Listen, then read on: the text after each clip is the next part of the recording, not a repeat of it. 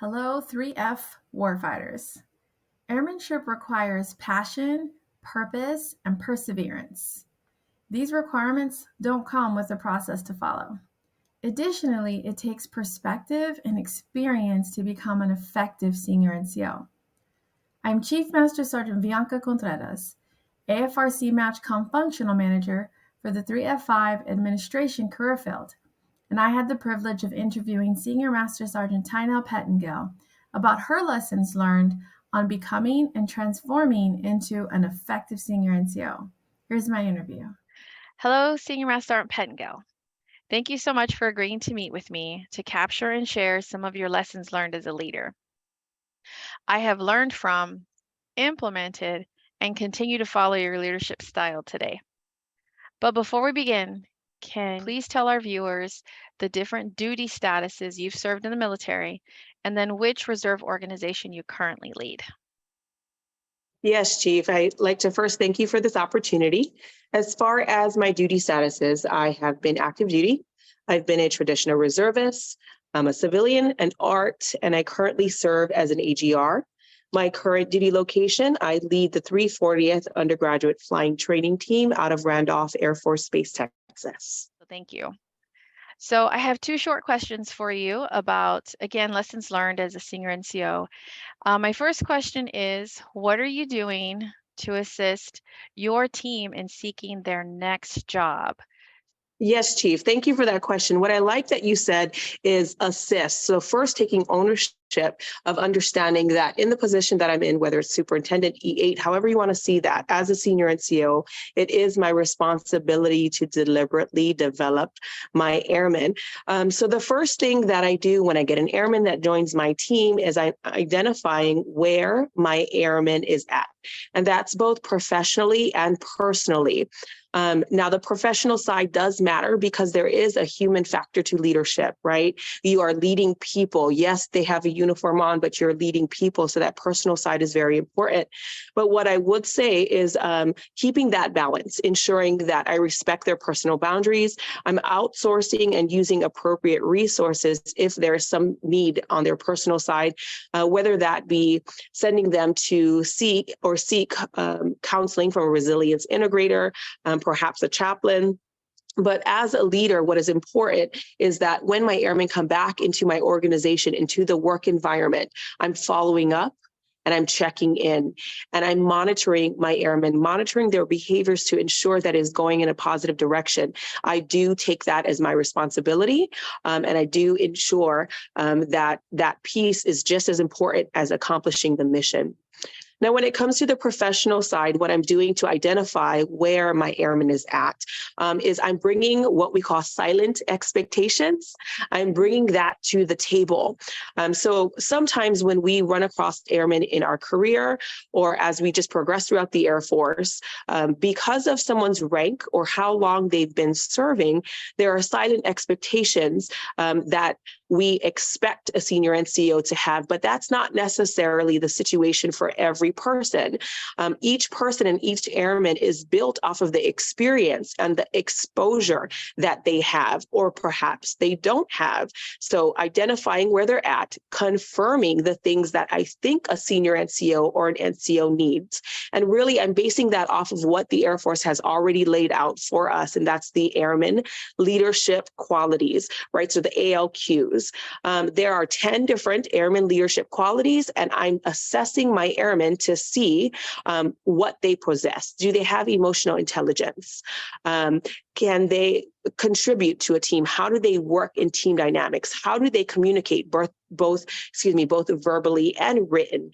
Where are their qualities at? So that's the first step, is just meeting them where they're at, knowing and confirming through airman leadership qualities.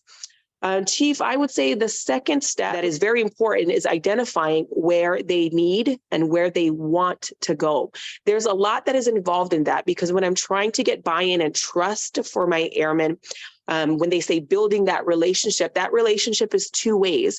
It's not only what I feel they should be doing as a leader, but it's also ensuring that I'm hearing what they want as a person.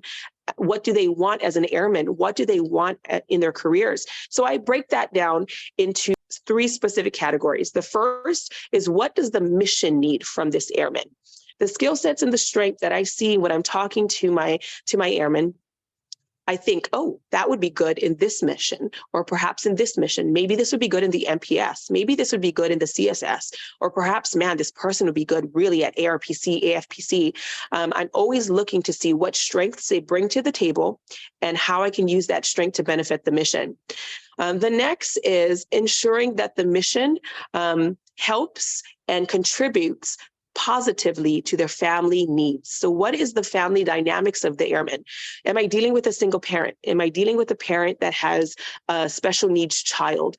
Am I dealing with a parent that is geographically separated from the rest of their family? These things come into play because when understanding their airman, my airman, and making sure, hey, they're having a bad day, I understand the story they're not telling me.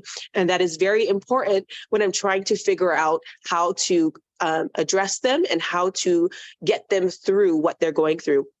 Now, the last category, as far as identifying where I need my airmen to go or where the mission needs them to go, is, does the next position bring growth to that airman so that they can meet the needs of the next rank, right? So if I have a tech sergeant that's wanting to be a senior NCO, do they have the right experiences? Can they show that in the qualities that the Air Force requires of a senior NCO? So does the next position provide growth? Or is this just a lateral move because of a certain situation that, a family situation? If it's a lateral move, how long are they going to stay in that situation? How long are they going to stay in that position? What is their end goal? Are they trying to get an active duty retirement? Are they trying to get a TR retirement, just a traditional reserve retirement? Are they trying to, maybe they're in art, are they trying to buy back their time? What plan did the airmen have? And then maybe they don't know all of their options. So giving all of those options to the airmen to understand, hey, perhaps, you join an AGR tour, we can get you closer to that active duty retirement. Or maybe you've contributed all of your time and resources into dedicating it to a certain status because whatever your situation is, such as an art status, and you don't want to be an active duty member. So knowing what they want and what they don't know, filling in those gaps, laying out the opportunities for them and the options is important. So identifying where they need and want to go is the second step. Now, the third step is specific and deliberate development of my airmen. First, understanding that I'm speaking to someone that has emotions, they have needs, they have dreams, they have goals, they have wants, they have burdens, they have desires, they have passion, they have purpose for their lives.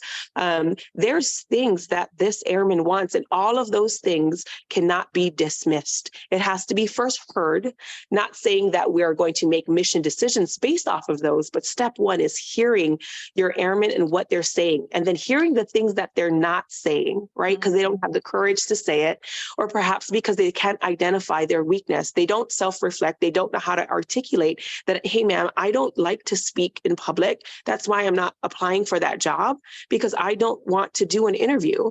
That's fine. That doesn't mean they're not deserving. That means you have a weakness, and my job is to fill in that gap. So how I do that specifically is I give real feedback and honest feedback. I do that by showing them the bigger picture. I show them their competition. Hey, this is what it looks like. You as a tech sergeant with 10 years compared to another tech sergeant with 10 years. This is what their resume looks like. This is what I'm seeing your resume has some gaps in. And I don't leave them there. I make sure that this is what we can do to fill in those gaps. But for me, it's really showing them what they are not aware of, because perhaps you've been told in your career, you're amazing, you're awesome, you should be chief one day. I've been hearing that since I was an A1C. I should be chief one day. That doesn't mean that I can be. There's things that only certain leaders can identify, certain weaknesses that I have to push through to be able to actually be what they see, right? Potential is different than the actual abilities that I have. I have to go through a process of seasoning to be able to bring out those characteristics that they see that only I know I don't have, right?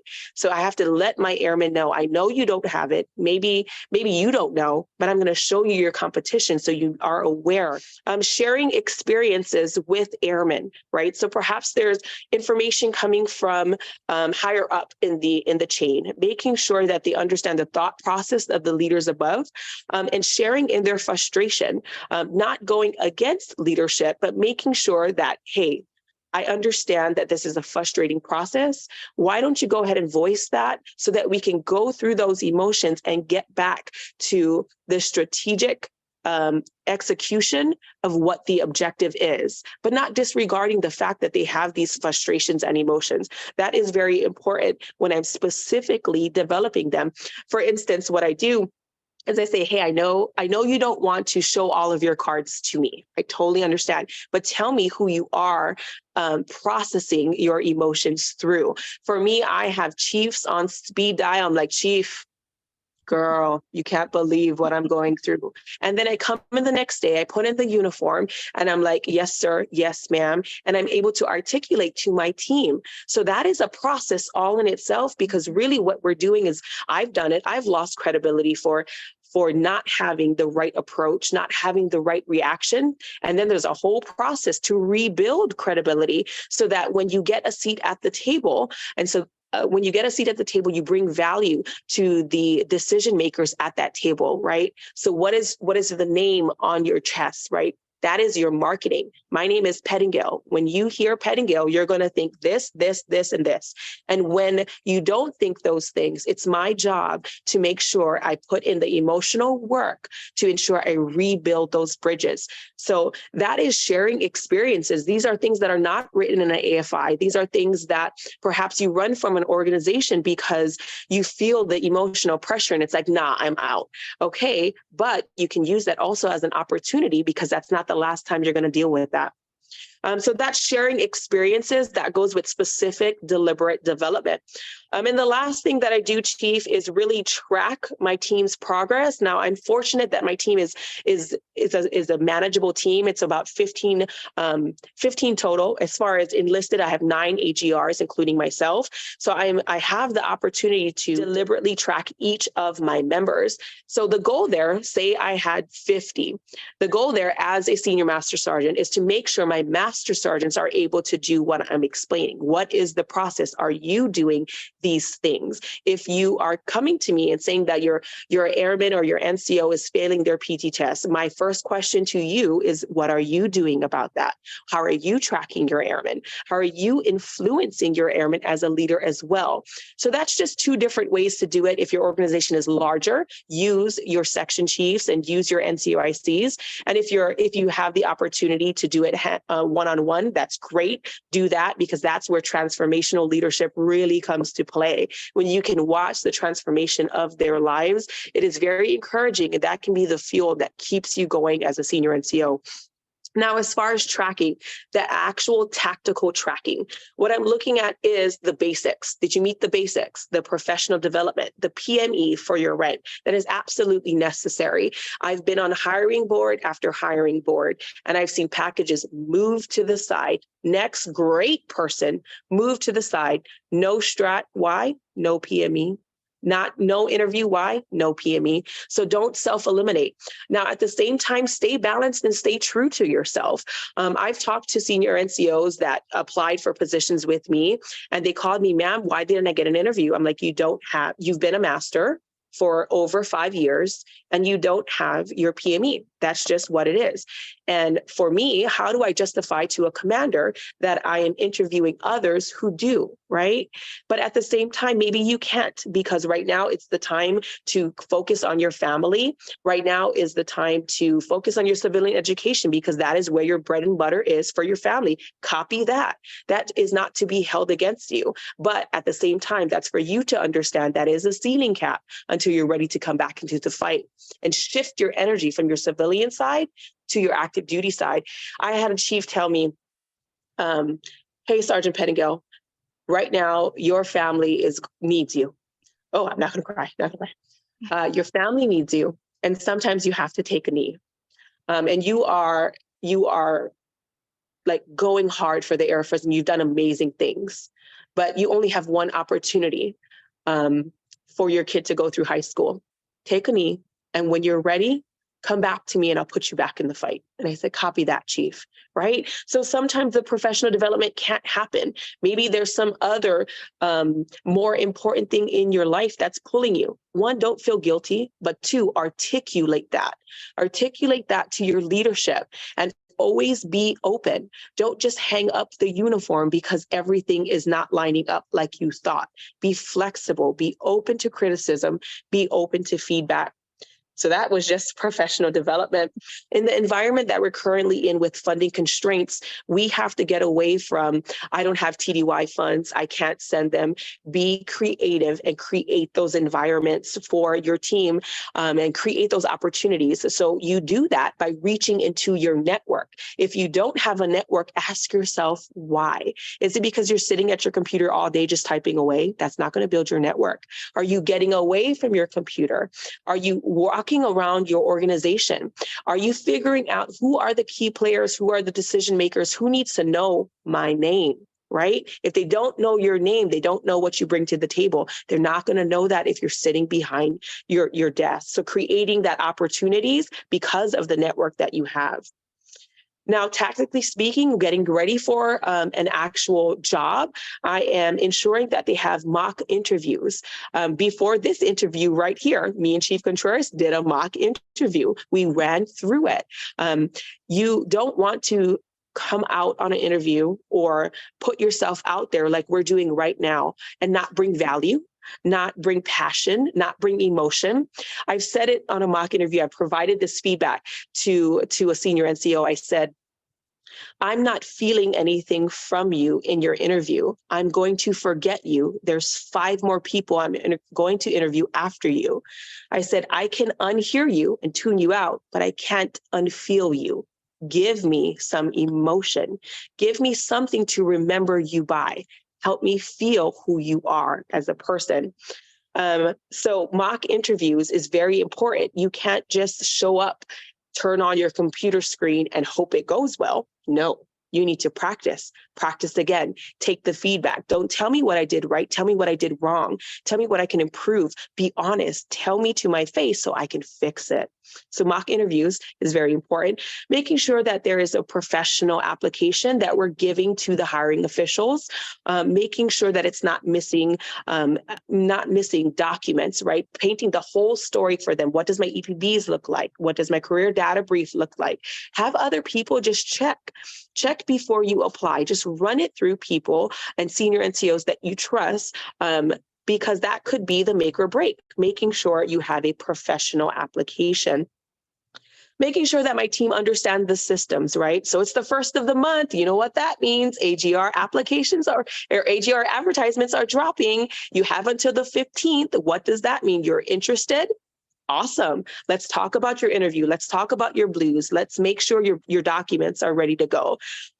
Let's make sure that you're applying way in advance. You need a commander's release letter. The last one is expired. No, let's go get that routed. What is the process to get that routed? Why don't you have letters of recommendation?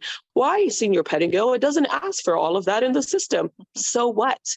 Give them that so that the board sees that you're serious about joining their team and meeting that next career goal for yourself. Another thing that I do personally, that I've seen great chiefs and great leaders do for me, I make myself available to my team. I call them back when they call. If I have a missed call, I'm going to call you back. I will. Even if it's 7:00 at night on the way home, I will call you back. If you text me, I will text you back. Being available to listen to them. Sometimes I am like jamming, like my commander is on me. I got to do something, but my tech sergeant comes in and it's like, hey, senior, what did you do this weekend? I'm like, you know what? This is what I did. What did you do? Tell me about your camping trip again, Sergeant, blah, blah, blah. Tell me again. But that's important because they need to feel valued and they need to feel heard. And sometimes for those individuals that you're leading, that is that blue color, that is super important. I have amazing individuals that work for me and they lead with their emotion and their passion. And they put all of that into their work, and that benefits our customers and our students. And it's amazing to watch them do that. But they're not going to talk shop to me. They want to talk about their kids. Cool. I'm going to be here. I'm going to listen to you talk about your kids. And I still have my commander on my back. So guess what I'm doing? I'm staying late, and it's okay because you need to be heard. So I'm making sure that they feel valued and that they feel heard. And lastly, what I am doing is I'm showcasing my airmen. We just had an on-site visit and I went to every chief. I was like, hey, chief, when are you coming to my section? Because I have some airmen that want to show you what they do for the command. They work hard and they want to show you their processes. They want to show you their tools and their products and what they're doing and the results of all of their work. When are you coming? Right. And with that, I'm preparing them. I'm like, hey, I'm going to bring a chief here and I need you to show up and show out. I need you to showcase yourself because when you are applying, just understand that someone already made a call asking about who you are. Mm-hmm. I can guarantee it. There's a command chief texting another command chief, texting another SEL. Right? So showcasing them and putting them in the spotlight to give them that opportunity is very important. There's so much more I can give you, Chief, but this is the basics of what I've learned to be able to get my folks the next career opportunity. So to recap, it's identifying where my airman is at professionally and personally and avoiding the silent expectations laid out on the table. Number 2, identifying where they want and need to go based off the mission, their family needs, and the growth for the next stripe, the next rank, the next position, the next really purpose. That's what I'll say. Don't chase the rank, don't chase the stripe, chase the purpose, and the rank will follow. Being specific and deliberate with their development, whether it's a small team or a large team. If it's a large team, Master Sergeant, step on up. I'm holding you accountable if they're not being developed. Tracking my team's progress and following through and just being there for them. They're important. I need them. My job is to make sure they get to where they need to go. If I learned anything from you, it's that you can turn anything into a process. So I am not surprised that you have steps on how to help your team get to their next job.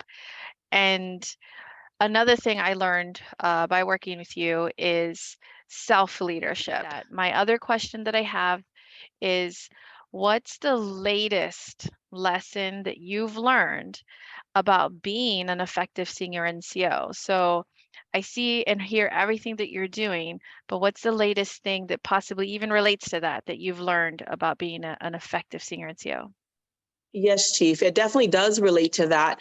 When I talk about the name, when I talk about what I've been able to do in the Air Force, really, I don't have all the answers. I don't, and I have gaps in my leadership as well. So what I've recently learned is how to deliberately develop my airmen, to do it with purpose, and to have a strategic aim. Where am I sending them? How is it going to happen? How do I remove roadblocks? The reason I had to learn that is because I've only been on the receiving end of that. The amazing chiefs that have poured into me, but no one has ever this is the steps. So really what was brought to light was the gap in the fact that I'm not leading my senior NCOs to where they need to be. Once that was identified, fire was lit. Because I will do what the Air Force needs me to do because of what the Air Force has done for me and for my family. That's why it's very important to not skip step 2, identify where they are and ensure you understand their family needs. Because if the Air Force, right, so you got to remember those chiefs, those seniors, you represent the Air Force. If the Air Force cares about them, the return on investment that you get from this airman is amazing. So I understood what I recently learned. I wasn't meeting the need to be a force multiplier. I wasn't doing it. All of that was poured into me, and I wasn't pouring it into my senior NCOs. Once that was identified, I knew that was my number one focus. It was to make sure I am using my experiences and pouring it into someone else. I am taking the time to answer every single question that they need, because I have an end date, right? And all of that experience can't just go out the door with me. It has already benefited me and my family and my life, without a doubt. Where I am in my life on the civilian side is amazing. And if you knew where I came from, you would be in awe. And the Air Force did that for me. But what am I saying? The Air Force leaders did that for me. So it was brought to my attention that I needed to do that. It was my turn to turn around and start pouring into my team, personally, not only the mission, but the team. So I had to do that. And I came up with this process to make sure that they get those opportunities, but most importantly, that they're not losing out on the opportunities because I'm not pouring in. Well, thank you for being vulnerable about the fact that you did have that gap. And I hope that others are able to self-identify with that and take some time to figure out their process as well, and reach out to those that they trust to figure out how to identify the gaps and then get after them, and just be inspired. I hope that they get inspired to also find those gaps and take that next step. So thank you, Senior Pettengill, for taking the time to explain your personal growth into an effective senior NCO. I'm aware of 2 airmen who now have a follow-on AGR from following your deliberate development. I'm sure there are plenty more to come. And if you continue helping others with mock interviews, I know that more and more people will grow from your efforts and your processes and the heart that you're putting into giving back to the Air Force. So for our viewers, if you want to connect with Senior Pettengill, you can find her on the Global and on Teams. She's passionate about helping others identify, build, and reach the next step in their career. Thank you for joining us today, and be sure to subscribe to this channel for future videos. Thank you.